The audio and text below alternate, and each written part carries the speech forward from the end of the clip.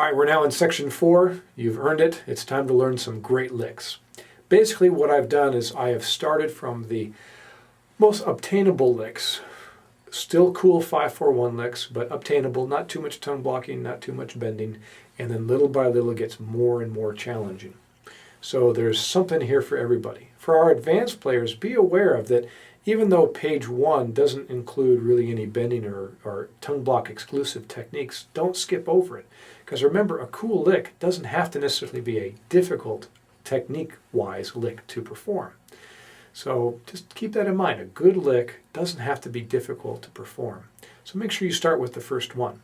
Now, your goal is here to not study every single one, or at least not memorize every single one. What I want you to do is you're going to go along with me on the video, and I'm going to show you the techniques. Basically, I'm just going to flag some of the things I want you to be aware of, because I've provided for you MP3s of me playing these to the provided tracks. Well, what am I talking about, the provided tracks? I have a shuffle and a slow blues that is a jam track that repeats. It goes 5-4-1-1. For example, here's the shuffle one. That's the 1 chord for 2 bars. Now here's the 5 chord. 5 to the 4 and then to the 1. And that 1 chord lasts for 2 bars and it just keeps on looping. Here's the 5 chord again. 5 to the 4 to the 1. And it loops 30 times. Gives you plenty of time to practice each one of these examples. So if I was to take, for example, example number 7. Here's the 5 chord.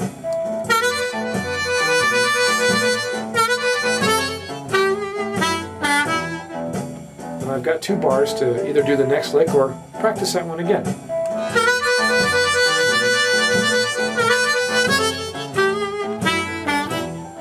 Now, the other jam track is a slow blues. You have 1 bar to get ready for the 5 chord, because it's slow. We don't need as much time, right?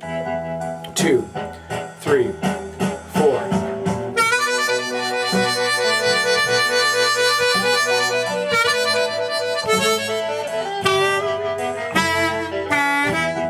Two, 3, 4.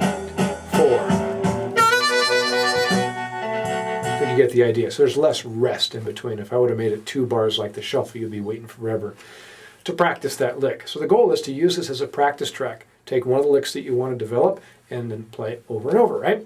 All right, so I also have me, again, the MP3 of me going through and playing all of these examples.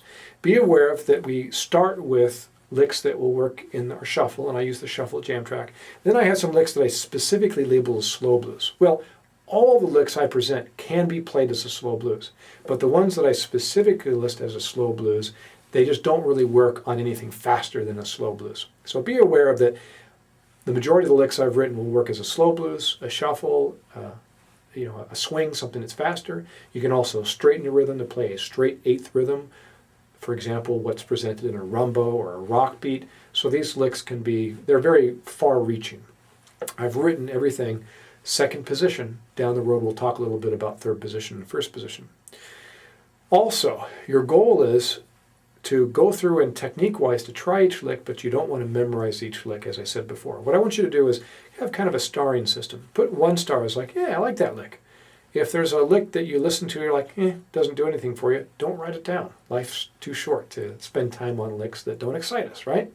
So put 1 star like, yeah, I like that lick. 2 stars like, yeah, I like that lick a lot. I like to have that in my vocabulary. And 3 stars would be your absolute favorite. So on each page, you might have maybe 4 of them, or maybe 2 or 3 of them have 1 star. Probably 2 of them will have 2 stars, and only 1 of them will have 3 stars. Or maybe you'll only have a 3-star lick every 2 pages. Our goal is to really weed it down to the licks that you like the most. And what your focus is basically over a 2-week period of time or a month's time is to take 1 3-star lick, and every time you're jamming, playing with your buddies, playing with a jam track. Remember, every day in your studies, it's important just to put a jam track on, experiment with the chorus forms, and every time that 5 chord comes, bar 9, stick in that cool 5-4-1. You want to commit that 1 or maybe 2 cool 5-4-1 licks to your improvising bag of licks. You don't want to learn too many because you're not going to have a chance to get enough repetition to really get it into your vocabulary. I'll talk more about that later, but as you're listening along, probably a good idea just to grab those MP3s and listen to all of them and just kind of star the ones that you like a lot.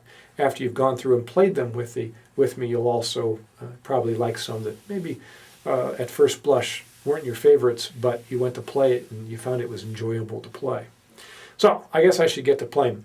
What I'm going to do here is, my goal is not necessarily to give you something to play along with, is I want to go through and highlight some techniques as I'm going through each lick. That's why I've professionally recorded each one of these on those MP3s for you. So download those MP3s, that's what you're going to be practicing to. Get your Amazing Slowdowner or whatever software you use to loop a lick and slow it down to learn it as it goes here. This just gives me the opportunity on video just to give you some heads up on some techniques.